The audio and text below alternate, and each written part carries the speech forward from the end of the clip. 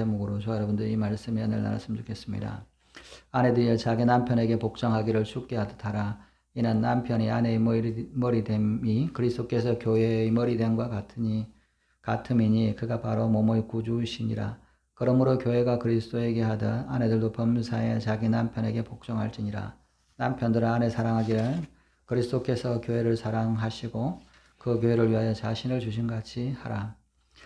우리가 이 에베소서를 이제 이렇게 교회론이다 이렇게 이제 말을 합니다. 에베소 교회에 대한 문제에 대해서 이제 에베소서는 말씀을 하지 않고 뭐 고린도나 뭐 골로새나 이런 빌립보나 그러면 그 교회에 대한 그 교회의 개교회 교회에 대한 문제나 또는 칭찬에 대해서 이야기를 하지만 에베소서는 이 에베소 교회에 대한 문제라기보다는 교회에 대한 또 교회 안에 그리스도인에 대한 그런 이제 삶, 것을 설명을 합니다. 그래서 이 에베소서를 이제 교회론이다 이렇게 이제 많이 이야기를 합니다. 근데 이제 이 에베소서가 어떻게 보면 교회론에 대한 것인데 또 교회론에 교회론을 많이 이제 교회론이라 그러지만 또 다른 한편으로 뭐냐면 에베소서는 성령론에 대한 것들도 있습니다. 그래서 교회 안에 성령이 역사하는 것. 근데 이 에베소서를 이제 그렇게 보면 교회론인데 갑자기 이제 가정에 대해서 남편과 아내에 대해서 또 부모와 자녀에 대한 이야기를 합니다.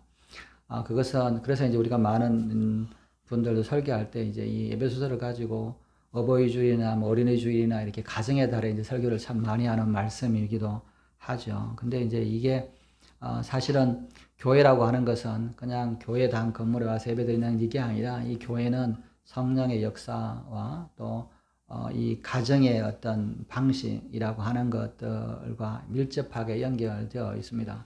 그래서 우리가 그런 말을 많이 합니다. 하나님께서 창조하신 두 가지가 있는데 하나는 가정이고 하나는 교회다. 이렇게 이제 말씀을 하는 거죠. 근데 이게 두 개가 별개의 것이 아니라 사실은 굉장히 원칙, 하나님의 역사하심을 두 개가 동시에 보여주는. 그래서 교회는 어떻게 해야 되냐를 볼 때 가정을 보게 되고 또 가정은 어떻게 해야 되나 할 때 교회를 보면서 이제 이 두 가지를 이렇게 이해할 수 있는 거죠. 그래서 우리가 가정을 이제 세워갈 때 처음에 남편과 아내가 이제 결혼해서 가정을 세울 때 어떻게 세워야 되느냐 이 본을 볼 때 교회를 통해서 이 가정을 세워가는 모습을 해야 되고 또 교회를 어떻게 세워야 되냐라고 할 때 가정을 통해서 이제 교회를 세워가는 이런 이 원리들이 사실은 같다라고 말할 수 있습니다. 그래서 이것들을 뭐냐면 이 교회를 어떻게 해야 되느냐라고 할 때 이 원리를 배우고 그 다음에 그 원리대로 이제 실천하고 적용을 해야 되는데 이렇게 교회를 어떠냐 배우고 나서 뭐냐면 교회에 와서 이 교회에서 어떤 원리를 배워서 교회에서 실천하는 것은 우리가 주일날 예배드리고 또 뭐 다른 날은 기도하고 하면 다 이제 뭐 계속 있지는 않잖아요. 교회에서 뭐 서로가 이제 교제를 많이 해도 주일날 와서 예배드리면 다 집으로 돌아가고 또 수요예배나 또 뭐 해도 그렇게 이제 교회 안에 있는 뭐 성도들을 다 같이 나눌 수 있는 방식이 계속 있는 것은 아닌 거죠. 그래서 뭐냐면 이 교회에 대한 원리가 이렇게 예배드리고 교회 오는 주일 성수하는 이런 예배 시간 말고는 또 집에 가서 가정에서 그 교회 원리가 적용되어야 하고 가정에서의 원리가 동일하게 교회에서 적용되는 이것이 모양이 다르지만 서로가 이 동일한 원리와 동일한 어떤 적용을 통해서 운행되고 있는 거다. 그래서 이제 교회 안에서 성령의 역사를 통해서 교회가 힘을 받고 하듯이 가정에서도 성령의 역사가 일어나야 되고 가정에서 말씀이 풍성해지듯이 교회에서도 말씀이 풍성해야 한다는 것이죠. 이 두 가지 어떤 실천 원리와 적용이 이제 사실은 같이 움직인다는 겁니다. 그래서 이 실천 원리와 적용할 대상들을 이제 이렇게 중요한데 이 예수님께서 이 세상에 오신 것은 하나님의 나라를 이루려고 오셨다 이렇게 이제 말씀을 합니다. 하나님의 나라는 뭐냐? 다른 말로 이야기하면 하나님의 의가 지배하는 곳이다 라고 하는 것이죠. 우리가 대한민국이라고 하는 것은 대한민국 헌법이 적용되는 곳이다 하는 것이죠. 그런 것처럼 하나님 나라는 하나님의 의가 적용되는 곳, 그것이 통치 원리로 적용되는 곳이다 하는 겁니다. 그런즉 너희는 먼저 그의 나라와 그의 의를 구하라. 그리하면 이 모든 것을 너희에게 더하시라고 말씀하신 뜻이 바로 이 마태복음 말씀이 그겁니다. 우리가 하나님의 나라와 의를 구한다는 말은 그 하나님의 나라와 의가 내 가정에서 적용되는 거, 우리 교회에서 적용되는 거, 우리나라에서 적용되는 것들을 이야기를 하는 거죠. 우리 가정 안에 하나님 나라와 의가 이루어지면, 하나님의 통치하심이 이루어지면, 그 원리대로 적용되면 하나님께서 모든 것들을 우리 이 가정에 부어주시는 겁니다. 마찬가지로 교회에서도 하나님의 나라와 하나님의 의가 가득 차 있는 이 교회가 되면 하나님께서 그 모든 것을 이 교회에 더해 주실 것이라는 거죠. 이게 교회에 대한 원리, 가정에 대한 원리, 또 한편으로는 뭐냐면 개인에 대한 원리도, 그리스도인의 삶에 대한 것도 마찬가지입니다. 내가 하나님 나라와 하나님의 의를 구하는 것. 하나님의 나라와 의를 구한다는 것은 뭐냐면 하나님의 법에 따라서 내가 통치를 받는다는 거죠. 하나님의 말씀에 따라 살아가는 겁니다. 내가 대한민국에 와 있는데 대한민국 법을 반대하는 것을 살아가면 나는 간첩이죠. 내가 뭐 아무리 대한민국 국적을 가지고 있어도 우리나라의 법을 안 지키려고, 우리나라의 법을 무너뜨리려고 하는 사람은 그것은 간첩인 거죠. 그 나라의 사람이 아닌 거죠. 마찬가지로 내가 아무리 예수 믿고 그리스도인이라고 해도 하나님의 나라와 의를 구하고 그 법을 지켜 살지 않으면 나는 하나님 나라의 간첩과 같다라고 하는 것이죠.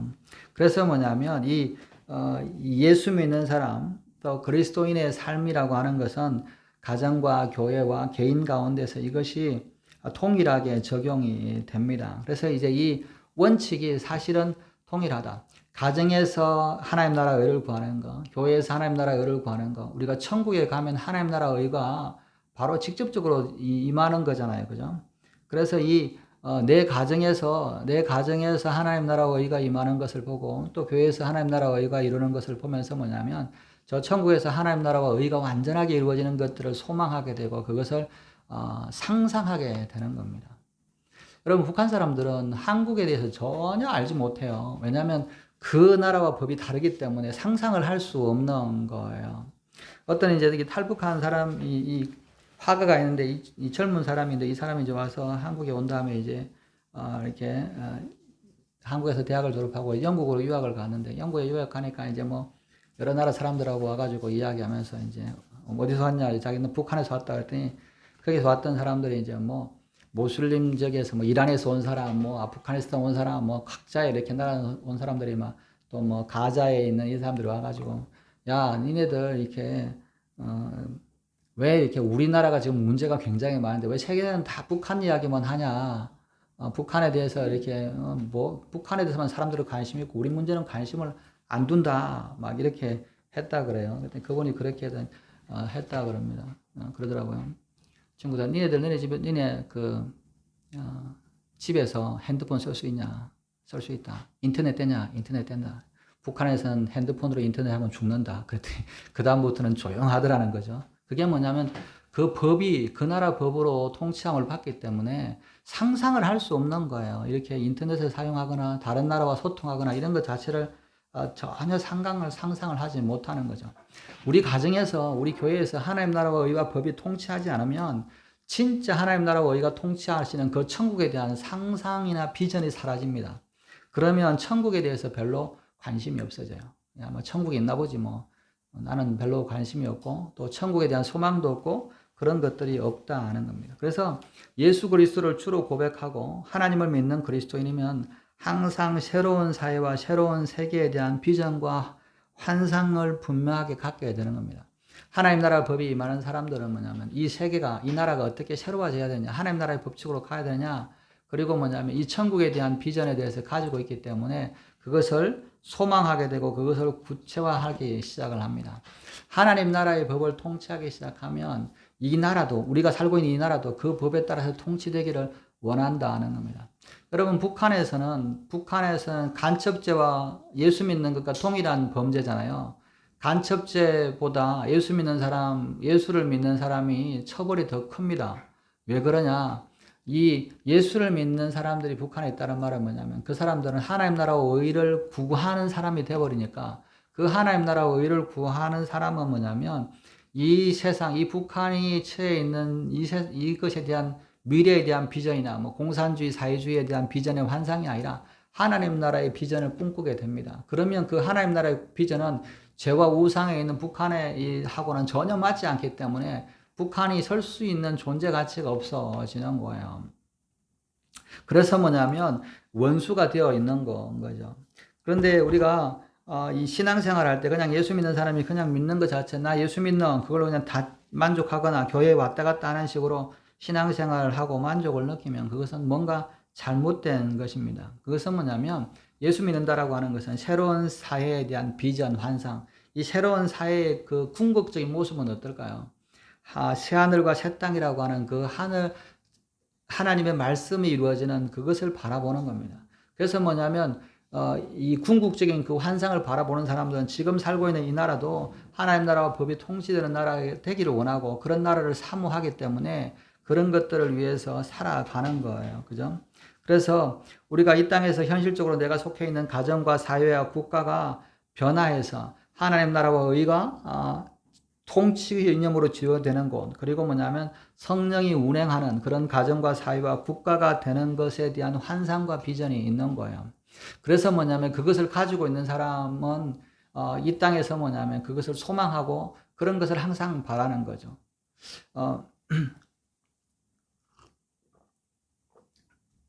1951년에 50년 겨울에 6.25 전쟁이 일어났어요. 그래서 이제 막 미군들이 막 들어오니까 미군들이 이제 와서 이 숙소를 잡아야 되잖아요. 숙소를 잡고 미군들이 이제 그 군인 하는 사람도 있지만 이렇게 숙소 같은 거 이런 걸 이제 뭐 장교들이 있거나 이런 숙소를 잡아야 되는데 이제 한국에서 이렇게 미군식으로 미군에 관련된 이런 이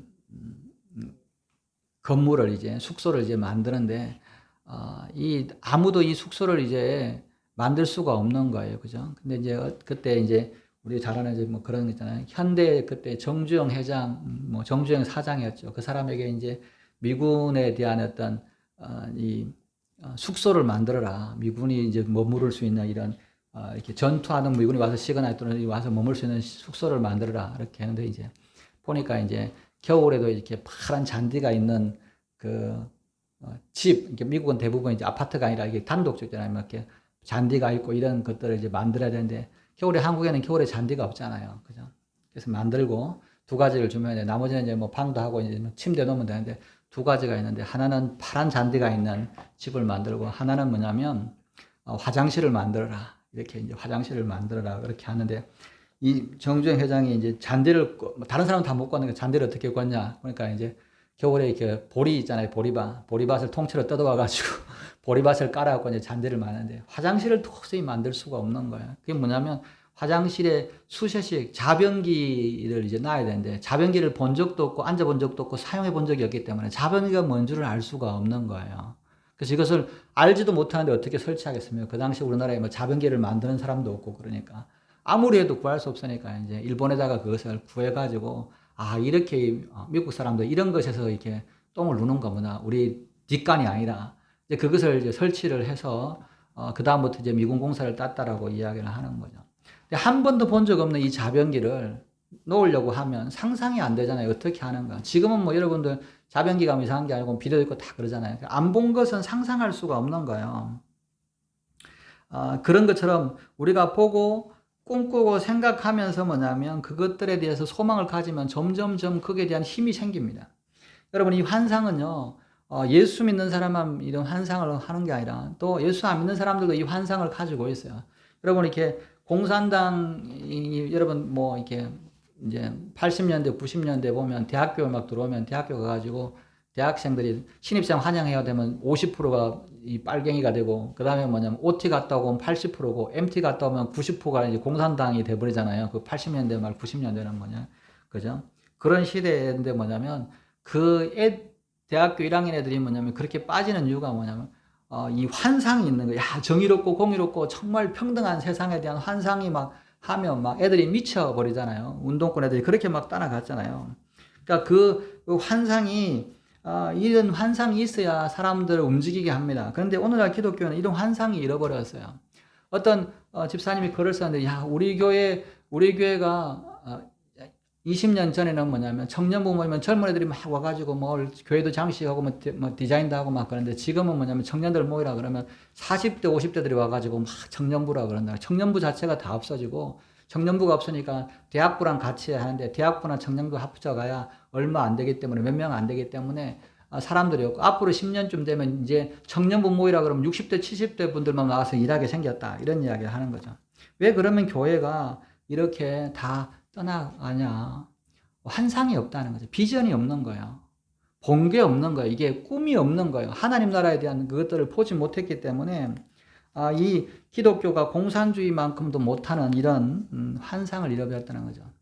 여러분, 이런 환상을 잃어버리면 우리가 신앙이 힘이 없습니다. 우리에게는 새하늘과 새 땅, 하나님 나라와 하나님의 의라고 하는 엄청난 놀라운 것들을 가지고 있음에도 불구하고 그것을 꿈꾸지 않는 시대가 된 겁니다. 그것을 보지 않으니까 교회에 와서 그것을 경험하지 못하고, 또 하나 뭐냐면 이것들을 그 나라와 그 하나님 나라와 의를, 천국을 대해서 뭐냐면 경험한 사람들이 이 교회에서 그것을 적용하는 것이 교회고 그 가정에서 적용이 되어야 되는데, 정작 교회에 오면 이 하나님 나라를 경험하지 못하는 사람들이 많은 거예요.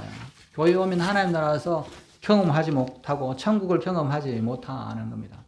천국을 경험하고 하나님 나라를 경험한 사람들은 그것을 기쁨으로 여기는 것이죠.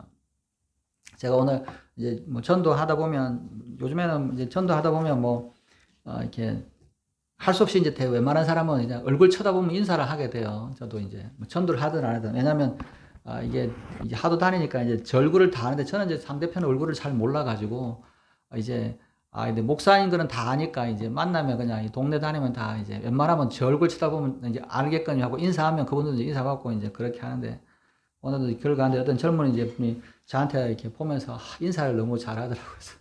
저도 이제 이분이 좀 갑자기 인사를 하니까 너무 이제 당황스러워가지고, 저도 이제 네, 이제 누군지는 모르죠. 이름도 모르고 그냥 네. 그랬더니 그분이 이제 하더만 인사하면서 뭐냐면 이렇게 가방을 들더라고요. 보니까 이제 그분도 전도하러 나왔는데 이제 저를 보고 이제 목사님이 이렇게 알고 있으니, 나는 이제 누군지 모르고 했는데 그분이 이제 이 가방을 보면서 예, 그리고 지나가시더라고요. 그래서 이제 하면서 뭐냐면 서로가 이제 하는데, 그러면 뭐냐면 제가 느낀 건 뭐냐면, 하나님 나라와 소망했고 하나님에 대한 그런 것들을, 비전을 가지고 있는 사람은 이런 하나님의 사람들을 만날 때마다 기쁨이 넘치고 즐거움이 있구나, 천국에서 만날 것에 소망이 있는 거잖아요. 하나님 나라에 대한 소망이 없는 사람은, 교회 다닌다고 하는 사람들은 보면 뭐냐면 전도를 할 때마다 제일 쌀쌀한 사람들이 교회 다닌다는 사람, 저 교회 다닐 필요 없어요, 그렇게 하는 사람들을 볼 때마다 참 이 사람들이 천국 가서 만약에 만나면 참 이 말한 것 때문에 얼마나 그럴까, 이 사람들은 과연 천국에 대한 소망이 있는가. 우리가 전하는 것이 다른 게 아니잖아요. 예수 그리스도잖아요. 물론 이제 교회 이름을 하죠. 원흥교회입니다. 이렇게 전하긴 하지만 내가 원흥교회에서 전하는 게 다른 걸 전하는 건 아니잖아요. 예수 그리스도를 전하는 거잖아요. 근데 예수 그리스도를 믿는다 그러면 이 예수를 믿는 사람들은 다 어떤 사람들입니까? 환상과 비전이 있는 사람들이에요. 새하늘과 새 땅, 그곳에서 만날 것을 소망하기 때문에, 지금은 다 각자 따로 있고 다른 교회에 있지만 천국에서 만날 것에 대한 그것이 있기 때문에 기쁨이 있는 거죠. 근데 그런 기쁨이 없으면 그런 것이 안 되는 거죠. 그래서 뭐냐면, 교회에서 하나님을 만나고 하나님을 믿는 사람들의 만남이 어떠한 것인지 경험하지 못하면 우리는 세상에 가서 하나님 나라를 결코 경험시킬 수가 없어요. 그래서 우리가 내가 하나님 나라를 경험하고 그것을 내가 경험한 사람들이 나가서 사람들이 볼 때, 너 뭔데 이렇게 뭘 경험했길래 뭘 했길래 이런 반응이냐, 내가 경험한 하나님은 네가 경험한 걸 나도 경험하고 싶다, 이런 반응이 나타나야 되는 거죠. 이런 하나님 나라의 환상과 이런 비전을 적용해야 될 것이 어디냐, 예수 믿는 가정이라고 하는 겁니다. 물론 이제 교회도 동일하지만, 교회와 가정은 사실은 동일한 원칙, 동일한 적용에 따라서 움직이는 곳입니다. 하나님이 둘 다를 동일하게 창조했기 때문에 그렇습니다. 가정도 하나님의 이 말씀에 따라 운영되고 성령의 역사하심으로 따라서 운영되는 방식으로 하나님 나라를 보게 하는 것이지만, 교회도 마찬가지인 거예요. 그래서 뭐냐면 이 예수 믿는 이 가정에서 하나님 나라를 경험해야 하는 겁니다. 예수 믿는 가정도 사실은 문제가 많아요. 집사나 장로나 목사라고 하는 직분을 가졌다고 해서 또 이 교회가 집이 문제가 없는 것은 아닙니다. 그죠? 그러나 이 가정에서 뭐냐면 하나님 나라를 경험할 수 있어야 되는데, 경험하려고 할 수 있게끔 노력해야 하는 겁니다. 그래야 뭐냐면 이 하나님 나라를 이 가정에서 경험해야 이 하나님의 나라를 소망을 하게 되는 것이죠. 예수 믿는 것이 다 그저 그렇고 하는 것이고, 교회 다니는 것이 다 그냥 그런 거지 그렇게 생각하면 이 교회에서 가정에서 하나님에 대한 이런 비전과 환상에 대해서 이야기를 하지 않으면, 사람들은 뭐냐면 그것에 대해서 꿈꾸지 않는 거예요. 그것을 생각하지 않는 거예요. 성경에서 말하는 가정에 대한 이런 비전, 사회에 대한 비전, 국가에 대한 비전은 역사 속에서 하나님이 원하시는 하나님의 나라의 의가 지배하는 그런 하나님 나라가 임했을 때 어떤 현상이 일어나는 것에 대해서 뭐예요? 그것을 알게 하는 거예요. 그걸 모른다 그러면 성경을 통해서 다시 배워야 하는 겁니다. 성경을 통해서 하나님 나라와 의가 임하는 하나님 예수님께서 다시 오셔서 세워지는 그 하나님 나라는 어떤 나라일 것이라는 것들을 바라고 우리 가정은 그런 나라처럼 되어야 되고 우리 교회도 그런 나라처럼 되어야 되고 우리 사회도 그런 나라처럼 되어야 한다라고 하는 것들을 깨닫게 되는 것이죠. 그걸 깨닫는 사람은 뭐냐면 비전을 갖는 겁니다. 영국에 우리가 유명한 그 400 그죠? 우리가 나 같은 죄인 살면서 그 목사님도 노예 상인이었다가 예수 믿고 목사님 되고 나서 뭐냐면 자기의 죄를 해고 노예 없는 평등한 사람을 하잖아요. 그리고 거기 이제 정치인들을 키워서 그 사람들이 뭐냐면 이 영국의 그 당시에 노예 제도를 없앤다는 것은 이 굉장히 그냥 제도의 문제가 아니라 굉장히 큰 수입을 주는 국가 경제의 어떤 정말 이 중요한 부분을 차지하는 이런 수입원인데 이거를 폐지한다는 것은 나라의 경제를 포기하는 거거든요. 그럼에도 불구하고 이 나라는 하나님의 말씀에 따라서 노예제를 폐지해야 된다. 그래야 이 나라가 하나님의 법이 이루어진다. 영국이 노예제를 폐지하고 나서 영국이 세계 제국으로 변하잖아요. 그전에는 뭐냐면 1600년에 들어서 스페인 밑에서 막 이래고 별 볼 없는 삼류 국가였지만 노예제도 폐지하고 나서 영국은 뭐예요? 국가 경제가 다 없어질 것 같아도 오히려 뭐예요? 산업혁명으로 더 부강해지고 더 큰 나라가 되잖아요. 이게 비전인 겁니다. 이 나라, 이 노예제도를 붙들고 있으면 이 경제가 무너지는데 이 무너지지 않기 위해서 이렇게 하는 것이 아니라 하나님의 나라의 비전을 가지고 있으면서 그것을 추구해 가는 거. 이게 하나님의 사람의 모습이라는 거죠. 그래서 우리가 이 믿는 것 중에 하나가 뭐냐면 하나님 나라는 죽어서 이루어지는 것뿐만 아니라 예수를 영접한 순간부터 그 순간부터 시작된다 하는 겁니다. 그래서 뭐냐면 예수를 믿는 순간 그때부터 하나님 나라에 대한 비전과 꿈을 가지고 살아가고 그런 것 가운데 또 하나님의 내가 천국에서 만나는 그런 것들을 사모하면서 살아가는 거 이렇게 살아갈 때 내 삶이 변화돼서 내 삶이 하나님 나라를 내 삶 속에서 경험하고 가정에서 경험하고 국가에서 교회에서 경험하게 되고 그리고 뭐냐면 내가 천국에 갔을 때 그것이 뭐냐면 내가 꿈꿔왔던 거구나 이것이 다르지 않구나를 알게 되는 거잖아요. 그래서 천국은 우리 가운데 벌써 예수님을 믿었을 때 임하는데 그래서 우리가 찬송가에 보면 438장에 그런 찬송이 있잖아요. 내 영혼이 언청 입어 초막이나 궁궐이나 내 주 예수 모신 곳이 그 어디나 하늘나라라. 여러분 누가 초막이나 이런 궁궐이나 뭐 이게 어떻게 같을 수가 있어요. 전혀 다르잖아요. 그럼에도 불구하고 예수님을 모시고 예수님의 나라가 통치되면 초막이나 궁궐이나 그것이 하나님 나라고 또 이 하나님 나라는 결국은 저 하늘, 새 하늘과 새 땅에서 경험할 그 하늘나라를 우리가 바라보기 때문에 그것 때문에 뭐냐면 소망이 되는 거죠. 그래서 교회는 천국은 교회에서부터 경험되어야 되는 겁니다. 천국은 우리가 성가대에서, 천국은 교회 학교에서, 천국은 이렇게 이 가정에서 이것을 경험해야 하는 거예요. 여기서 천국을 맛보기 시작을 해야 합니다. 교회에서 예배드리고 교회에서 할 때 기쁘고 즐겁고 이 가정에서 즐겁고 이런 것들을 경험해야 여러분 성경 공부하거나 큐티할 때 뭐냐면 큐티하거나 말씀 읽을 때 참 이 말씀 등에서 감동이 있고 기쁘고 천국에 대한 소망이 생겨야 그래야 뭐예요? 내가 천국을 경험하는 거죠. 그것이 이 맛보기를 여기서 시작을 해야 하는 겁니다. 우리가 하루를 마치고 또 예배가 끝마치면 가정으로 돌아갑니다. 그 가정에서 돌아갔을 때 그곳에서도 천국을 경험해야 하는 거죠. 그냥 뭐 특별한 경험이 있겠어요. 그러나 그 천국을 경험하게 하는 겁니다. 여러분 저기 김학중 목사님이라고 그 꿈의 교회 그 목사님이 아주 한 20년 전에 이제 간증하는 걸 제가 들었는데 어렸을 때 자기가 이제 초등학교 4학년 6학년 어렸을 때 이제 주일학교를 다녔는데 자기 동생하고 같이 다녔는데 참 자기 집은 이제 부모님들은 안 믿어서 밖에서 이제 동네 담벼락에 햇볕 찌는 데서 가만히 있는데 그 찬송이 들리는 거죠. 예수 믿는 집에서 찬송이 들리니까 그 찬송이 뭐냐면 그 찬송 있잖아요. 그 사철의 봄바람 불어있고 하나님 모시는 이것이 그 찬송을 듣는데 참 너무 부러웠다. 너무너무 부러웠다.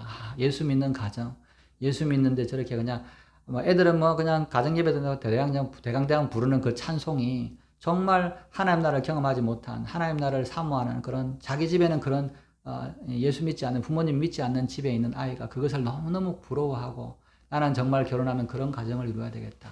하나님 나라를 경험하는 그런 가정을 이루어야 되겠다. 그런 생각을 했다 그러잖아요. 그래서 자기가 이제 목사가 되고 결혼을 했는데 막상 결혼해 보니까 뭐 이게 이제 꼭 그런 건 아니잖아요. 뭐 싸우기도 하고 그죠. 이 뭐 그렇게 하는데 정말 이 가정이 우리는 막 이게 뭐 하나님 나라인 것 같아 우리 가정이 이렇게 생각하지만 정말 하나님을 믿지 않고 불신자 집안에 있는 그 사람들이 볼 때 이 나라는 정말 하나님 나라인 거예요. 진짜 완전히 하늘에 진짜 천국에 있는 건 아니지만 그 모양을 볼 수 있는 거잖아요. 북한에서 탈북한 사람들이 그러잖아요. 야, 나 천국이 있는 줄 몰랐는데 한국에 와보니까 여기가 천국이더라. 그죠? 여기가 천국이다. 나는 이 땅에서 오래 살고 싶다 그러잖아요. 북한에 생각하면 그래서 한국이 천국이에요. 그죠? 예배도 마음대로 드리고 뭐 먹고 싶은 것도 마음대로 먹고 그죠? 그런데 한국에 와보니까 한국 사람들은 또 다른 천국이 있다더라. 그 천국을 찾아서 뭐냐면 교회에 왔는데 교회에 와가지고 그 천국을 지금 바라면 여러분 탈북자들 중에 대부분 예수 믿습니다. 정말 열심히 공상담했던 사람 다 예수 믿어요. 왜?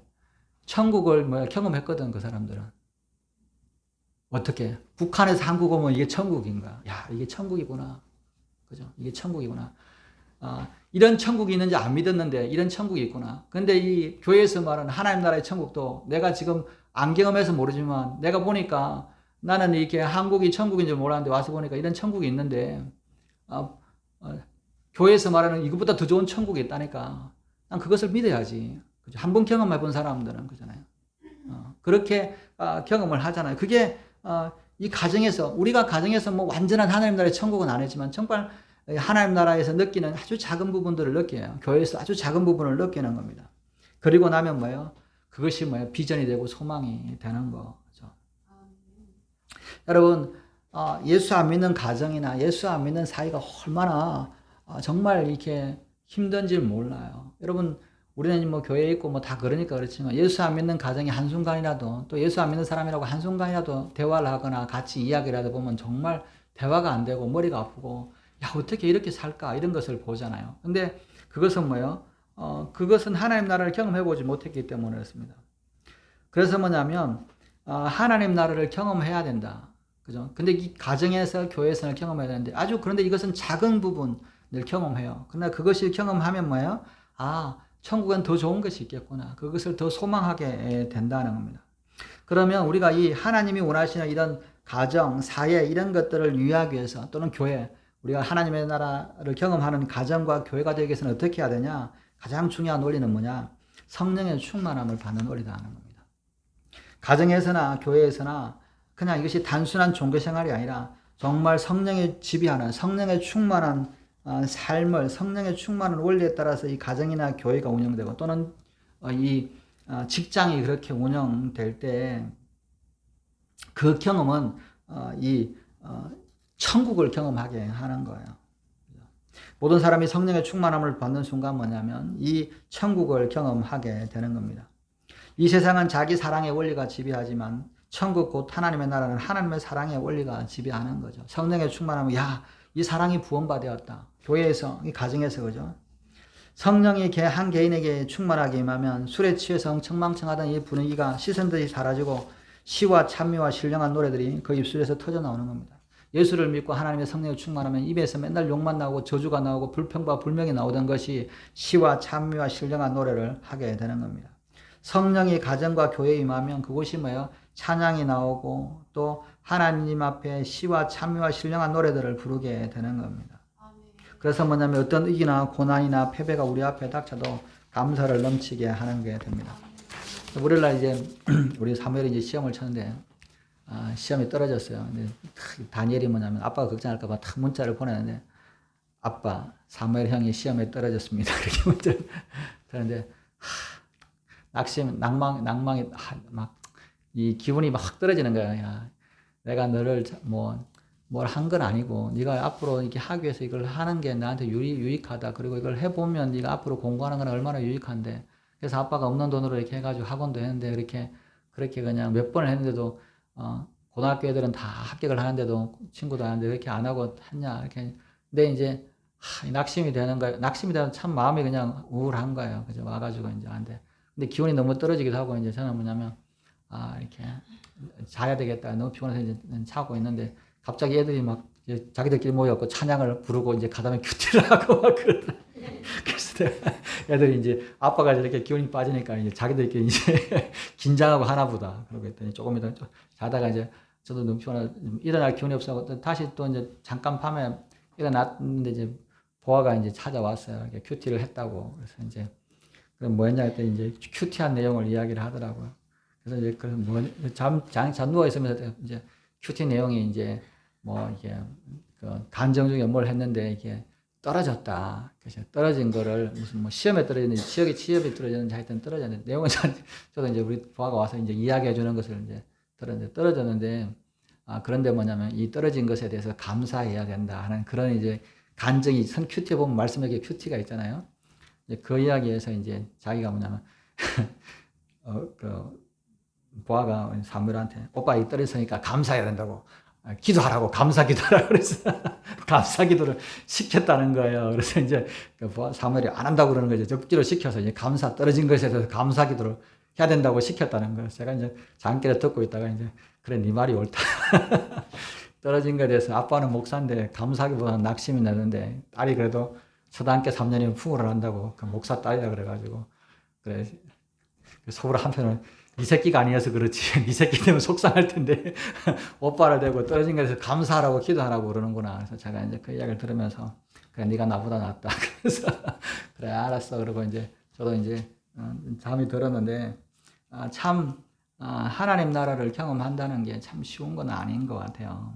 그러나 성령이 임하시면 그것이 이루어지게 하는 겁니다. 뭐 전체를 다 우리가 가정에서 천국을 다 경험하는 게 아니라 아주 작은 부분만을 경험을 합니다. 서로 복종하고 남을 남보다 낮게 여기고 사랑하고 존경하는 분위기가 되는 거 이게 새로운 경험이잖아요. 그래서 우리가 아이들이 뭐 저도 부모지만 자식들을 뭐 혼내기도 하고 때리기도 하고 그럽니다만은 그죠. 그러나 하나님의 말씀에 따라서 이게 아주 뭐 전부 다는 아니지만 그것들을 경험하게 하면 아이들이 이렇게 변화되는구나. 그죠.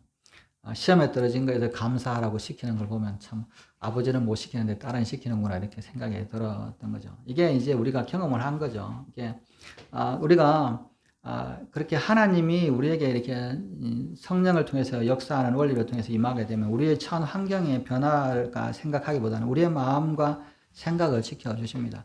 제가 이제 그 이야기를 듣고 이제 잠이 들었다가 새벽에 새벽 기도하기 위해서 일어나서 기도를 이제 하는데 내가 생각하기에는 우리 아이들이 이렇게 해서 뭐 3일 이렇게 하고 시험 자격증도 따고 또 뭐 이렇게 하면 앞으로 좋겠다라고 생각하는데 그렇게 안 되는 것은 하나님께서 뜻이 있겠지. 그리고 뭐 책임지시겠지. 또 아니면 지가 환란을 겪겠지. 뜻이 있겠지. 그런 생각을 하니까 이제 마음이 이렇게 평안해지더라고요. 이게 참 하나님의 방식인 것 같아요. 사도 바울은 이렇게 말합니다. 아무것도 염려하지 말고 다만 모든 일에 기도와 간구로 너희 구할 것을 감사함으로 하나님께 아뢰라. 그리하면 모든 지각에 뛰어난 하나님의 평강이 그리스도 예수 안에서 너희 마음과 생각을 지키시리라. 여러분 마음과 생각이 하나님의 평강으로 가득 차기 시작하면 우리 자신이 변할 뿐만 아니라 우리의 환경을 이끌게 됩니다. 성령 충만은 근본적이고 본질적인 변화를 일으키게 되는 것이죠. 우리가 뭐 요즘 애들은 이제 카세트 테이프라는 게 없잖아요. 저희 어렸을 때 90년대 보면 막 이렇게 80년대, 90년대는 카세트 테이프가 굉장히 유명했어요. 이제 이게 뭐냐면 뭐 우리 때는 제일 비싼 게 이제 소니 워크맨이잖아요. 근데 그런 건 저희 비싸서 못 하니까 뭐 이제 뭐 이제 뭐 이 LG의 마이마이나 이렇게 짝퉁 같은 거 이제 이런 걸 이제 또 뭐 이런 거 이제 들어가잖아요. 그거 소니가 제일 비싸고 그다음에 파라소니 그다음에 이제 그 마이마이 이런 건데 이제 그런 거라도 이제 있으면 참 좋죠. 그거 없을 때는 이제 뭐 이렇게 좀 큰 라디오라도 있으면 이제 들고 다니면서 이제 카세트 테이프 들고 다니는데 뭐 이게 어렸을 때 보면 우리 고등학교 되면 친구들 그 카세트 테이프 넣어 가지고 이게 하나 큰 거 들고 이제 돌아면서 노래 부르는데 테이프가 하도 많이 들으니까 이제 뭐 늘어질 때까지 듣는 거죠. 얼마나 많이 듣는지 그 애우게 되는 것이죠.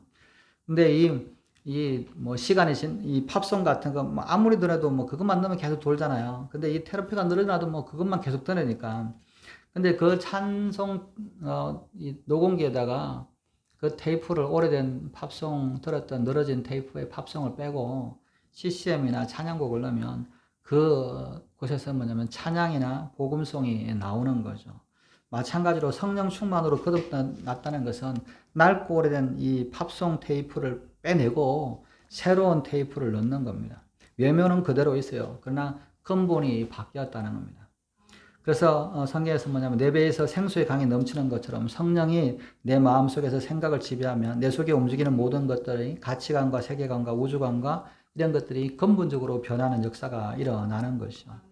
두 번째 뭐냐면 하나님 나라의 새 사회, 하나님께서 원하시는 이 새로운 사회, 가정이든 교회든 이 사회는 뭐냐면 성령 충만의 원리가 성령 충만의 원리에 입각한 사람들이 형성한 새로운 관계를 이야기합니다. 성령 충만한 사람들이 관계를 맺어가는 것이 이런 새로운 사회입니다. 이 가정에서 남편이 아내가 처음에 남편이든 아내든 성령 충만한 사람이 서로 성령 충만한 서로 교제하게 되면 이전의 가정이 아니라 새로운 가정으로 새로운 사회가 나타나는 거죠. 그래서 그것을 성경에서 이제 적용할 것이 뭐냐면 성령 충만에 원리하는 것이면 첫 번째로 모델은 뭐냐면 수평적으로 남편과 아내 사이에 성령 충만해서 남편과 아내가 새로운 관계로 접어드는 거예요.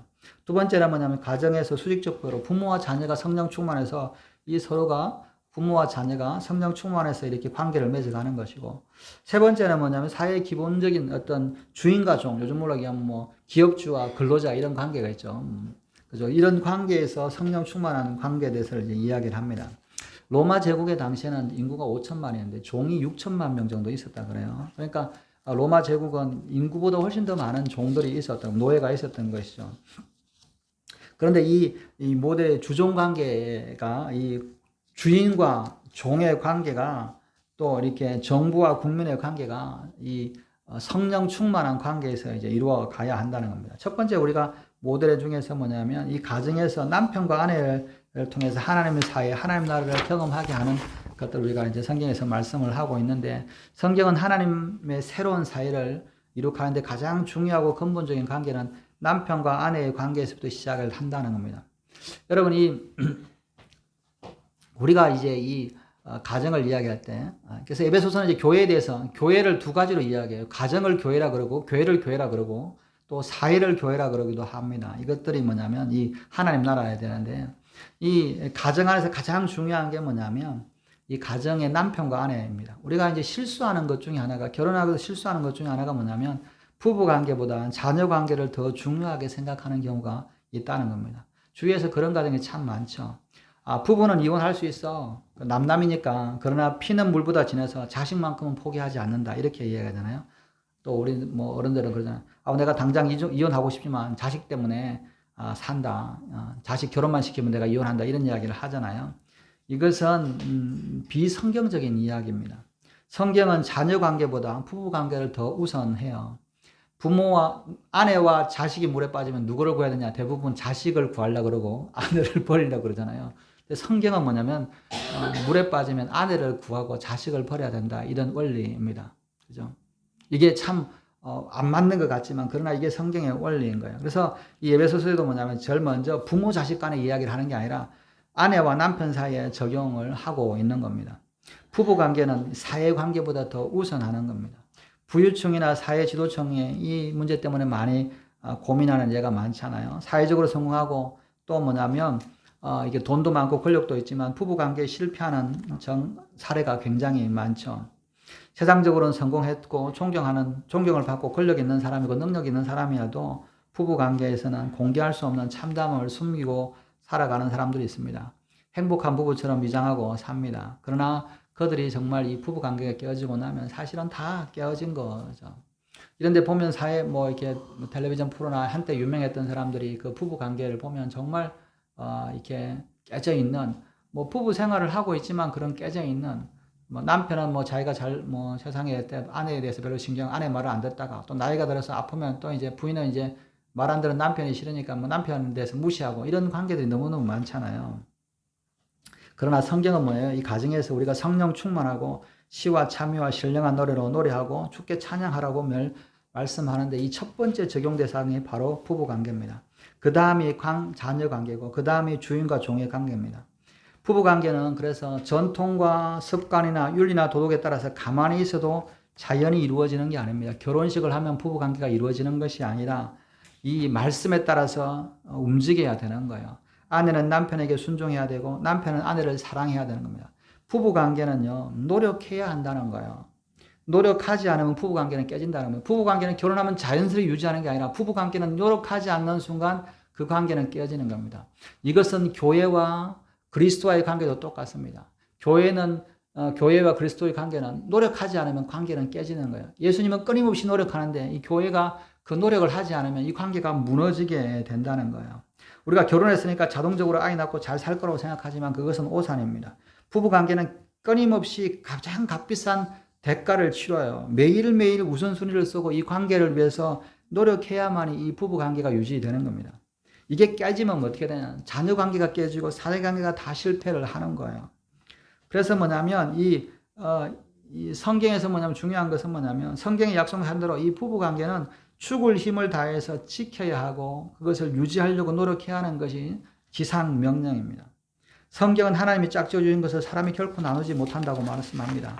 그러면서 이 부부 관계가 얼마만큼 중요하냐라고 이야기할 때 교회와 예수 그리스도의 관계도 마찬가지라는 거죠. 부부 관계는 서로가 노력하고 서로가 희생하지 않으면 절대로 이루어지지 관계가 좋아질 수 없어요. 누군가는 내가 그냥 방치하고 남편이 또 아내가 자기가 하지 않으면 그 일을 도와주잖아요. 남편이 안 하면 아내가 하고 또 아내가 못하면 남편이 하는 게 서로가 도와주는데 어떤 사람들은 나는 안 하고 그냥 남편이 하는 거나 아내가 하는 거나 그냥 이렇게만 나는 받기만 하고 이렇게 하면 그 관계가 오래될 수가 없는 거예요. 예수님과 우리의 관계도 마찬가지입니다. 예수님이 신랑 돼서 다 우리에게 다 하시고 우리는 그게 대해서 그냥 노력하지 않고 그 관계를 지키려고 하지 않으면 기도하지 않고 하나님 앞에 나오지 않고 하나님 앞에 묻지 않고 그러면 그 관계가 유지될 수가 없는 거죠.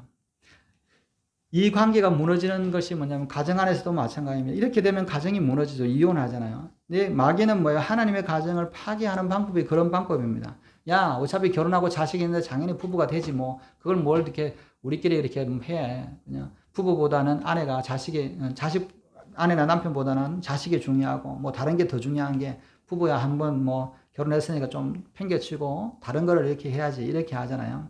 그렇게 하면 이혼의 위기에 놓인 사람이 많아지는 겁니다. 이것은 마귀가 주는 것이에요. 심각하고 무서운 도전입니다. 이것을 막아야 하는 것이죠. 그래서 어떤 방법으로든 이 부부관계를 지켜야 되고 또 이 부부관계, 이 가정은 가정관계는 성경에서 말하는 가장 기본적인 관계고 이 가정을 통해서 예수님과 우리의 관계를 깨달을 수 있는 거예요. 그래서 이 부부는 끊임없이 노력해야 된다. 마찬가지로 교회도 끊임없이 주님과의 관계를 유지하기 위해서 노력해야 되고 관계를 유지하기 위해서 그걸 신경을 써야 되는 겁니다. 좀 더 구체적으로 말하면 그러면 부부관계가 함께 어떻게 하면 해야 되냐? 함께 있는 시간이 많아야 돼요. 여러분 부부는 함께 있어야 됩니다. 자주 부딪히고 자주 만나야 돼요. 직업을 포기하는 있어도 만나야 됩니다. 나 직업이 붙으니까 남편하고 떨어져서 적으면 따로 살아야겠다. 주말 보고 해야겠다. 이렇게 생각을 하죠. 그게 금전적이라고 생각하는데 그러나 직장보다 더 중요한 게 부부관계입니다. 이것을 함께하기 위해서 필사적인 노력을 해야 됩니다. 별의별 수단을 다 쓰고 만나는 시간을 여러분 남편과 아내가 생각보다 잘 안 만납니다. 남편은 남편이 일하고 아내는 집에 있어도 자기가 있고 1년 한 달 내내 그냥 말 안 하는 경우도 많아요. 그죠? 왜냐하면 따로따로 움직이니까. 그런데 같이 있어야 되고 또 같이 해야 되는 거죠. 부부는 한 달 이상 헤어지면 남남처럼 됩니다. 서로 보지 않고 그냥 잊어버려요. 있어도 그냥 상관없고 그냥 없어도 상관없고 그냥 이렇게 살아가는 거예요. 그런데 부부는 함께 있어야 됩니다. 그러기 위해서는 어떻게 하느냐? 공동 취미가 있어야 되고 수영이나 조경이나 이런 것들을 등산이나 같이 해야 돼요. 그리고 이것만으로는 좋은 관계를 유지할 수 없으니까 아내가 수고할 때 설거지할 때 또 남편이 일할 때 같이 함께 하셔서 서로 이야기를 나누고 계속 만나고 해야만이 애정이 쌓이고 기도가 쌓이는 거예요. 서로가 하나가 되는 거죠. 여러분 이게 예수님과 우리 사이도 마찬가지입니다.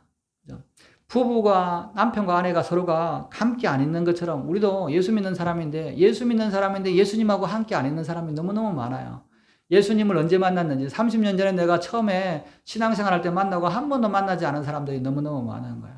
예수 믿는다라고 하는데 이 사람은 예수님과의 같은 취미도 없고 같은 생각도 없고 같이 함께 있지도 않고 같이 대화를 나누지 않는 사람이 너무너무 많은 거예요. 너무 오랫동안 주님과 한 집에 살지만 대화하지 않는 그냥 이렇게 별거하는 부부처럼 예수님과의 관계가 멀어져 있는 거예요. 예수님은 나하고 상관없는 거죠. 예수님의 말씀을 듣지도 않고 예수님하고 관계가 없는 거죠. 만나지도 않는 거예요. 오히려 귀찮아지는 거죠. 그리고 부부 사이는 항상 매사에 동의를 묻고 서로 동의를 묻고 문제를 묻고 동의를 해야 됩니다. 제가 오다 보니까 텔레비전에 보니까 옛날 프로긴 한데 그 탤런트 중에 한 명이 이제 유주인데 아들 둘이고 있는데 부인 몰래 이렇게 장난감 이렇게 자동차를 모았어요. 수천 개를, 1,000개 이상을 모았는데, 부인한테는 말하지도 않았어. 10몇 년 동안 살았는데 부인은 그런 게 있는 줄도 몰라. 어느 날 이제 이걸 꺼냈는데 너무 많은 걸 이제 보니까 부인이 이제 하도 이가 없어가지고 이제 이렇게 이게 황당해 하는 것을 보면서 뭐냐면, 이 기회에 이제 이렇게 드러내게 됐다. 막 이렇게 이야기를 하는데, 10몇 년 동안 사는데 이 부인이 그래요. 우리 남편이 이런 취미가 이렇게 뭐 열심으로 가는 취미가 있는지 몰랐고, 또 뭐냐면 남편은 부인한테 그 이야기를 한 적이 없어요. 그죠? 그리고 둘 사이에 뭐냐면 전혀 같은 집에 살고 있지만 전혀 모르는 상태가 있었던 거죠. 참, 이 부부는 항상 서로가 이렇게 이야기를 하고, 대화를 하고, 동의를 구해야 돼요. 아내 몰래 보증을 서거나, 또 아내 몰래 돈을 빌려주거나, 아내 몰래 다른 것들을 가지고 있으면, 그런데 뭐냐면, 지나고 나면 섭섭하고, 지나고 나면 그 관계가 조금씩 벌어지게 되는 거예요. 왜냐하면 부부는 당연히 그냥 같이 있을 거라고 생각하는 겁니다. 그러나 부부가 함께 하지 않으면 부부는 헤어지게 되는 겁니다. 당신이 아내니까 남편이 나한테 무조건 순종해야 돼. 또는 당신이 남편이니까 아내가 나를 무조건 사랑해야 된다. 이렇게 되는 것이 아니라 끊임없이 둘 관계를 가장 중요한 것으로 하고, 직장을 포기하고 진급을 포기할지라도 이 부부 관계가 중요하다는 걸 깨닫고 이것을 붙들고 가는 거, 이게 주님과의 관계입니다. 부부 간에 이런 관계가 유지되면 주님과의 관계도 당연히 그런 관계가 돼요. 왜? 우리가 신랑 되시는 예수님과 신부 되는 나는 어떤 관계가 되느냐? 그냥 부부인데 서로 그냥 만나지도 않고 그냥 이야기도 하지 않는 관계. 예수님과 우리 사이도 그런 관계가 되는 거다 하는 거죠. 근데 이 부부 관계가 이 가정 안에서 주님과 우리 사이의 관계처럼 이 부부 관계가 서로가 함께 하는 거 되면 부부 관계가 성공하면 자녀 관계도 반드시 성공을 하는 겁니다. 여러분, 이 관계가 실패하면 아무리 똑똑한 자녀들도 아무리 좋은 학교를 보냈더라도, 여러분 그런 거 있잖아요. 우리 아이들을 좋은 데 보내기 위해서 아내는 기러기라 그래가지고 미국 가서 살고 남편은 한국에 살고 10년 동안 만난 적이 없으면 몇 번 못 만나고, 그러면 뭐 해야 돼요? 결국은 자식은 성공했는 것처럼 보지만 그 자식도 똑같은 그런 삶을 살아가는 겁니다. 부부가 서로가 하나 되지 못하는 것이죠. 부부가 사랑하는 모습을 보여줘야 자녀에게 교육이 되는 겁니다. 여러분, 우리가 주님과 우리 사이에 남편과 아내처럼 서로 사랑하고 서로 대화하고 서로 교제하고 주님의 뜻을 따라서 묵고 살아가는 것들을 보면 새로운 초신자들, 새로운 사람들이, 새 신자들이 마치 자녀처럼 주님과의 관계는 이렇게 갖는 거구나. 이런 부부를 만들어 가는 거구나. 우리가 자식들이 부모를 보면서 가정은 이래야 되는구나 이걸 배우듯이 우리가 예수님과의 관계를 통해서 사람들이, 새 신자들이 주님과의 관계는 이렇게 가져야 되는구나를 알게 되고 그것을 따라가는 거예요. 특별하게 교육이 필요한 게 아니라 우리가 주님과의 관계를 따르는 거죠. 그리고 남편과 아내가 행복한 관계로 있는 두 번째 원칙은 뭐예요? 두 번째 원칙은 순종과 사랑의 관계입니다. 여러분, 이것이 무너지면 모든 것이 무너집니다. 순종과 사랑의 원칙은 주님과 우리의 사이인 거죠. 우리가 주님에게 순종하고 주님이 우리를 사랑하는 관계, 이것이 하나님과 인간관계의 질서의 원칙이고 교회와 그리스도의 원칙이고 그리고 가정에서의 원칙입니다. 여러분, 이것은, 이 관계는 질서에서 나오고 질서에서는 권위가 나오는데, 권위가 허물어지면 모든 것이 허물어집니다. 여러분, 평등이라는 건요, 우리가 참 평등에 대해서 잘 모르는 것들이 많아요. 이 평등이라는 말은 이제, 이퀄이라는 것이 뭐냐면, 남녀 평등, 이 평등이라는 말은 그냥, 무조건 평등이야. 남자, 여자 똑같아. 이런 게 평등이 아니에요. 우리가 이제 우리나라 현대의 이게 평등권이라고 하는 것들이 이제 처음으로 적용된 게 미국에 이제 생기면서 사실은 평등권이라는 이름 자체가 나왔잖아요. 근데 이 미국 평등권이 나왔는데 독립 선언서에 보면 이 평등이라는 것은 그냥 너하고 나하고 똑같다는 게 평등이 아닙니다. 그죠? 그것은 뭐냐면 왜 평등이냐? 참된 권위 안에서만 평등이 이루어지는 거예요. 참된 권위는 뭐냐? 평등한 이유는, 사람이 평등한 이유는 하나님의 형상대로 창조되었기 때문에 사람이 평등한 거지. 그냥 하나님 상관없이 평등한 게 아니에요. 하나님의 형상대로 창조되었고 창조주 안에서 이것이 평등되다는 거예요. 그죠? 그래서 부부가 평등하다는 말은 뭐냐면 창조주 안에서 평등한 거예요. 그리고 뭐냐면 권위라고 하는 것은 뭐냐면 억압이 아니라, 권위라고 하는 것은 우리가 그런 거잖아요. 권위에 대해서 이 질서를 주는데 잘못된 권위가 있고 바른 권위가 있잖아요. 잘못된 권위는 그냥 지배하는 거, 내가 그냥 억누르는 거라고 하지만 진짜 권위는 뭐예요? 책임을 지는 겁니다. 여러분, 예수님이 우리에게 권위를 행사하는 이유가 뭐예요? 예수님 우리에게서 억압으로 해서 독재자가 돼서 우리에게 주님의 권위를 주장했습니까? 아니죠. 그분이 자신의 책임을 지었어요. 책임이라는 게 뭐예요? 자기의 십자가를 진 거예요. 그분이 뭐냐면 나를 위해서 십자가를 쥐는 그 책임을 졌기 때문에 그래서 그분이 권위가 있는 거예요. 지배적 권리는 뭐야? 쓰면 질서가 경직되고 무너집니다. 우리가 그런 것들이 있잖아요. 우리 예를 보면 성경의 구약에 보면 사라와 하갈 관계가 있잖아요. 사라가 권위를 잘못 쓰면 하갈이 도망을 치는 거죠. 하나님께서 부모에게 권위를 주었지만 그 권위를 잘못 쓰면 자녀들이 가출합니다. 남편에게 권위를 주었지만 그 권위를 잘못 쓰면 부부가 아내가 도망가잖아요. 간단한 이치입니다. 성경은 하나님 앞에서 하나님은 성경에 최대한 권위를 줬는데 성경의 권위는 뭐예요? 책임의 권위인 겁니다. 이 성경에 대한 권위를 뭐예요? 성경은 뭐예요? 우리에게 책임을 성경의 말씀은 우리에게 뭐예요? 책임이 있는 권위예요. 우리 그냥 니네 예수 믿든지 말든지 뭐냐, 네 어떻게 살든지 상관없이 나는 너희들 뭐 관여도 안 하고 돕지도 않을 거가 아니라 성경은 뭐예요? 성경에서 권위는 하나님은 너희들에게 모든 것을 공급하고 나는 너희 하나님이 되고 너희 아버지가 되고 너희를 보살피는 거야. 그런데 너는 나를 따르라고 하는 것들에서 뭐예요? 부모로서처럼 책임을 다하는 권위가 있기 때문에 이 권위가 진짜 권위인 거죠. 근데 이 권위를 책임을 다하는 그 권위를 인정하지 않으면 그 밑에 있는 그 권위를 인정하는 건 뭐예요? 그분이 나에게 하셨음을 성경은 계속 하나님이 너희들에게 하신 것을 기억해라. 너희들의 홍해를 건너게 하고 광야에서 하신 하나님의 구원하심을 기억해라는 거예요. 그 책임의 권위를 생각하고 그분에게 뭐라는 거예요? 순종해야 된다는 거예요. 근데 이 권위를 인정하지 않고 순종을 하자면 어떻게 되냐? 하나님의 권위를 무너지면 무신론 세계가 되는 거죠. 진화론의 세계가 됩니다. 하나님의 권위가 인정되면 평화와 자유와 기쁨입니다. 여러분 이 성경에서는 뭐예요? 하나님은 지배하려고 해서 권위가 아니라 하나님은 다 책임을 다 하신 후에 모든 법적인 책임을 다 하신 후에 네가 나에게 순종함으로 내가 너 사이의 관계가 회복된다라고 이야기하는 거죠. 그럴 때 내가 이렇게 모든 책임을 다하는 권위를 가지고 내가 하나님으로 서 있을 텐데 너는 그 안에서 뭐냐면 순종으로 이 권위를 인정하면 내가 너에게 평화를 주고 자유를 주고 기쁨을 주겠다. 그런데 네가 이 권위를 부정하면 순종하지 않으면 너는 뭐예요? 평화가 사라지고 전쟁이 있을 거고 자유가 없이 포로가 될 것이고 기쁨이 없이 슬픔이 있을 거다라고 말씀을 하십니다. 남편의 권위도 마찬가지입니다. 남편의 권위가 서야 가정에서 사는데 이것은 남편의 권위는 뭐예요? 이렇게 뭐 독재적인 것들 때문에 권위가 서는 게 아닌 겁니다. 권위는 지배하라는 것이 아니라 책임을 지라고 하는 겁니다. 남편은 이 책임을 지는 게 어떤 책임이 있을까요? 남편의 책임은 이 가정을 하나님의 법에 따라 움직이게 할 수 있도록 그것을 보장하는 거예요. 남편으로서 그 가정을 책임지고 또 돈을 벌어서 재정적인 뿐만 아니라 모든 것들을 책임지고 이 가정이 하나님의 나라를 경험할 수 있게끔 하나님이 책임진 예수님이 지신 그 책임의 권위를 다하는 거예요. 남편이 그렇게 희생하고 살 때 그렇게 하고 있을 때 아내가 순종으로 합할 때 하나가 하나님 나라를 경험하는 겁니다. 남편이 이렇게 했는데 아내가 순종하지 않으면 그러면 그 관계는 무너지는 거예요. 반대로 남편이 뭐냐면 그 책임의 권위를 행사하지 않고 그냥 강제적으로 야 너는 아내니까 내 말 들어야 돼. 자식들은 내 말 들어야 돼. 이렇게 하면 이 관계는 안 서는 거예요.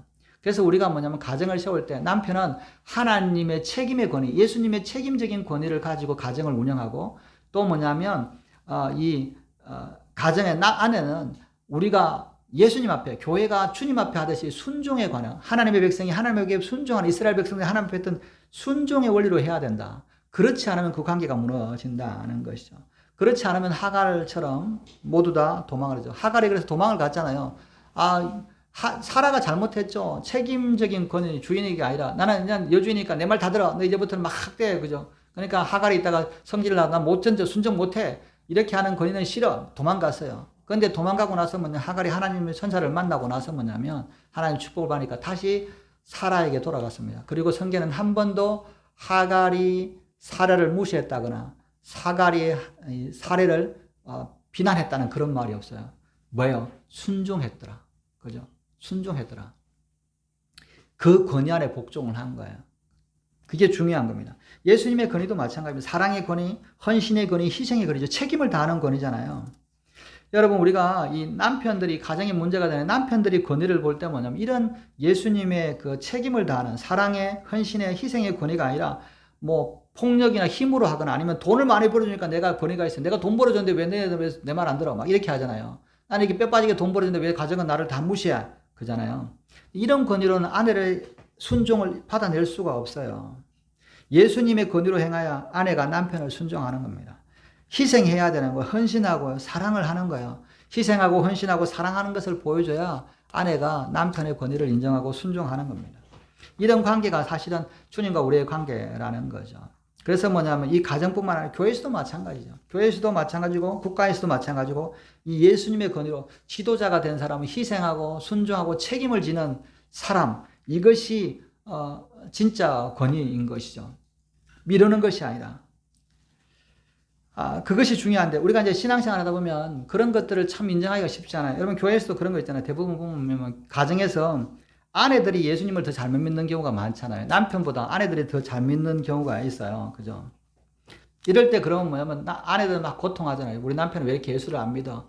좀 잘 믿었으면 우리가 좀 행복할 텐데 예수만 잘 믿었으면 우리 가정은 제일 문제다. 이 남편 때문에 참 우리 가정이 문제야. 막 이렇게 생각을 하잖아요. 그럴 때 어떻게 하느냐? 그러면 그렇게 한다고 해서 가정이 되냐? 그렇지 않다는 겁니다. 남편이 영적인 권위를 얻기까지 아내가 그러면 먼저 믿은 사람이 희생을 하는 거예요. 어떻게든 남편이 영적인 권위를 위해서 남편을 권위를 세워주기 위해서 이렇게 낮아지는 거예요. 왜? 먼저 내가 예수님을 알았기 때문에. 예수님의 희생의 권위가 아내에게이기 때문에. 그래서 뭐냐면 남편이 믿음으로 성숙할 수 있도록 믿음의 권위가 세워질 수 있도록 그것을 도와주고 나를 낮추는 겁니다.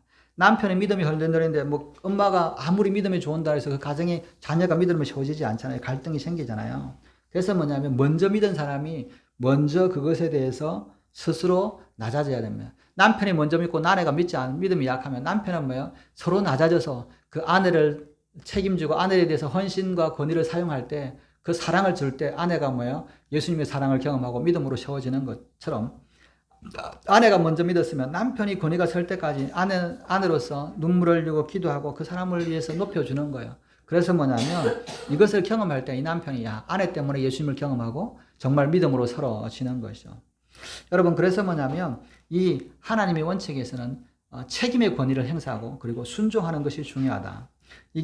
그래서 행복한 가정을 위해서 첫 번째 전략은 이 순종 없는 권위는 없다. 그죠? 순종해야 권위가 산다. 아내는 순종해야 남편이 권위가 사는 거고 남편은 책임의 원리에 따라서 사랑해야 그것이 순종으로 받아드는 거죠. 그래서 권위는 반드시 순종이 따라야 합니다. 여러분 예수님의 권위를 인정하려고 하면 뭐예요? 다른 게 없습니다. 우리가 순종하는 거예요. 예수님은 우리 왕이다. 그리고 나는 예수님 말씀에 순종하지 않아. 그러면 무슨 예수님의 왕으로서의 권위가 있어요? 여러분 순종이 그래서 중요한 겁니다. 순종이 제사보다 좋다. 네 제사 드리는 거 예배 드리는 것보다 주님의 권위를 인정하는 거, 주님의 말씀에 순종하면 주님의 권위가 세워져요. 주님이 높아지는 거예요. 그러면 뭐예요? 하나님의 은혜가 임하는 겁니다.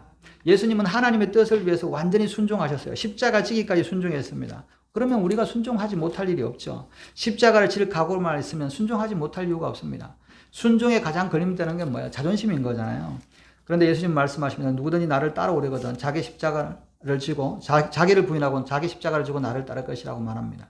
그래서 행복한 가정을 위해서는 하나님의 첫 번째 전략은 순종이다. 그죠? 아내의 순종이고 남편의 책임적 권위를 행사하는 사랑에 있다라고 하는 거죠. 이것이 서로가 함께 해야 될 때 이것이 하나님 나라를 경험한다는 겁니다.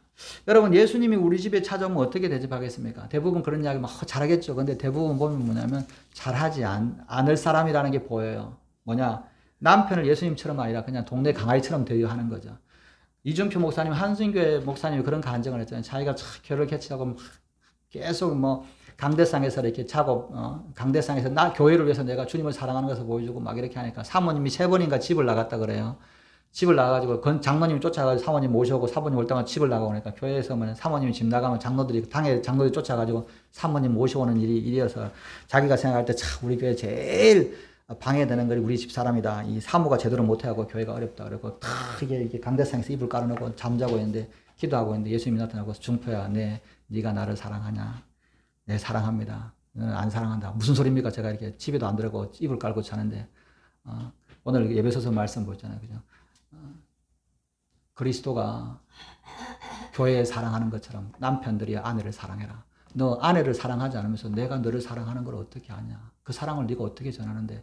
그래 이중표 목사님 너무 충격받아가지고 그래서 제일 먼저 한 게 뭐야? 사무 세미나를 열었다 그러잖아요. 사모님들 전국에 있는 사모님들 다 모셔가지고 좋은 호텔, 좋은 숙소에서 밤배게 가면서 뭐냐면 아내가 살아야 된다 이런 이야기를 하잖아요. 그죠? 사랑해야 된다는 거죠. 사랑.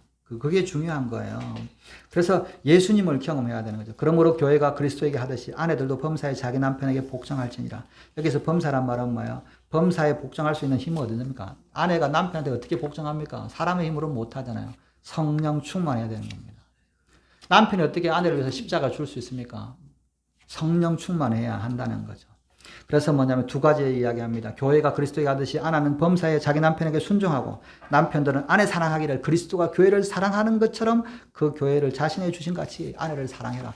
이게 교회와 가정이 하나는 거죠. 남편이 아내를 사랑하고 아내가 남편에게 순종하는 것처럼 그리스도가 교회를 사랑하고 교회가 그리스도에게 순종하는 이것이 원리라고 동일한 원리라는 거죠. 이것이 뭐예요? 사랑이라는 거죠. 성경에서 보면 이 사랑이다 뭐 아내들아 사랑하라고 할 때 필레오가 아니라 아가페라는 단어를 씁니다. 이것은 신에 대한 사랑이기도 하지만 또 하면 그럼에도 불구하고 나 아내가 무슨 말을 해도 그럼에도 불구하고 사랑하겠다는 거.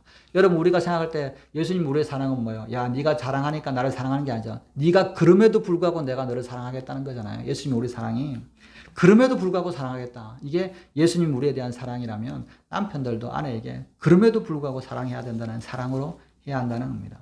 26절에 이는 물로 씻어 말씀으로 깨끗하게 하사 거룩하게 하시고 자기 앞에 영광스러운 교회로 세우사 티나 주름 잡힌 것이나 이런 것이 없이 거룩하고 흠이 없게 하려 하심이라. 이와 같이 남편들도 자기 아내 사랑하기를 자기 자신과 같이 할지니라. 자기 아내를 사랑하는 자는 자기를 사랑하는 것이나 누구든지 언제나 자기 육체를 미워하지 않고 오직 양육하여 보유하기를 그리스도께서 교회에게 함과 같이 하느니라.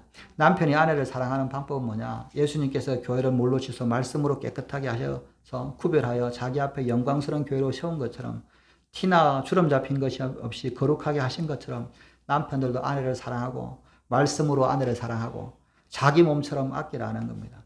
자기 몸처럼 아내를 아끼고 사랑하면 예수님이 교회를 아끼고 사랑하는 마음이 깨달아지는 거예요. 아내를 사랑하지 않는 사람은 교회를 사랑하지 않습니다. 아내를 사랑하지 않으면 교회를 사랑한다라고 말할 수가 없다는 것이죠. 그것이 가짜라고 하는 겁니다. 30절에 보면 우리는 그 몸의 지체임이라 그러므로 부모를 떠나 그의 아내와 합하여 그 둘이 한 육체가 될지니 이 비밀이 크도다. 나는 그리스도와 교회에 대해서 말하노라. 그러므로 너희도 각각 자기 아내 사랑하기를 자신같이 하고 아내도 자기 남편을 존경하라. 마지막에서 이 부부는 한 몸이라는 거죠. 그리스도와 우리는 한 몸이라는 거예요. 그런데 왜 싸웁니까? 여러분 갑자기 있다가 자기 뺨을 자기가 세게 때리는 사람이 어디 있어요? 여러분 자기 뺨을 한번 이렇게 탁 때려보세요. 이런 사람이 있으면 바보라 미쳤다 그러잖아요. 한 몸이 못 되고 따로따로 되기 때문에 그렇게 하는 겁니다. 한 몸이라고 그러면 자기 뺨을 때리는 사람이 없어요. 자기를 사랑하는 겁니다. 아내는 뭐예요? 아내를 사랑하는 것은 나를 사랑하는 거고 예수님을 사랑하는 것은 나를 사랑하는 거예요. 우리가 예수님을 사랑하는 것은 꼭 의무처럼 생각하잖아요. 마음을 다해서 뜻을 다해서 목숨을 다해서 주 하나님을 사랑하라. 이것은 꼭 막 뭔가 이렇게 나한테 막 억압을 시키는 것 같잖아요. 저도 이제 그런 옛날에 그러는데 하나님 어떻게 마음과 뜻과 목숨을 다해서 하나님을 사랑하냐. 그죠? 나도 살아야 되지. 이렇게 생각했는데 그게 아니라 하나님을 사랑하는 것은 나를 사랑하는 거예요. 하나님을 사랑하는 것은 나를 사랑하냐. 남편이 아내를 사랑하는 것은 나를 사랑하는 거예요. 그죠? 이게 하나님의 말씀이에요. 그렇게 해보면 내가 사랑을 받는 걸 이거 아는 거죠. 남편을 또는 아내를 자기 몸처럼 주님께서 우리에게 보이신 순종과 사랑으로 남편과 아내를 대하면 주님이 기뻐하시는 부부관계가 되고 그 부부관계가 되면 주님과 우리 사이에 남편과 아내 사이에 신랑과 신부 사이에 그 사랑을 경험하게 되는 겁니다. 오늘 말씀을 통해서 여러분 남편이나 아내가 정말 그들을 사랑할 때 이 믿음이 약한 남편이나 아내가 뭐야 그 사랑을 보고 예수님도 이런 사랑이구나. 나 같은 사람이 이렇게 사랑하는 예수님의 사랑이 이런가 보다. 예수님의 사랑을 경험하게 되는 거잖아요. 오늘 저와 여러분들이 이 말씀을 통해서 하나님 나라를 경험하실 때 여러분들이 누군가 이 말씀에 따라서 사랑하고 그러면 그들이 우리를 통해서 예수님의 사랑을 경험하게 되는 겁니다. 그래서 통해서 그곳에서 하나님 나라가 임하는 겁니다. 그것이 가정에서 교회에서 나라에서 이루어지는 거죠. 오늘 말씀을 통해서 하나님의 나라가 임하는 그런 가정, 교회를 경험하시는 저와 여러분들 되시기를 주님의 이름으로 축원합니다. 기도하시겠습니다. 하나님 아버지, 우리가 하나님의 말씀 안에서 서로 사랑할 때 하나님 나라를 경험하는 줄 믿습니다. 우리가 이 하나님 나라를 경험할 때 진짜 참 하늘에서 임할 그 나라를 더 사모하는 줄 믿습니다. 또 믿지 않는 자들이 이 사랑을 보고 하나님의 나라를 사모하는 줄 믿습니다. 오늘도 우리가 이 하나님 나라를 경험할 수 있는 저희들 될 수 있도록 은혜를 다하여 주시옵소서. 감사하며 이 모든 말씀 우리 구주 예수님의 이름으로 기도드렸습니다. 아멘. 찬송가 559장 찬양하시겠습니다.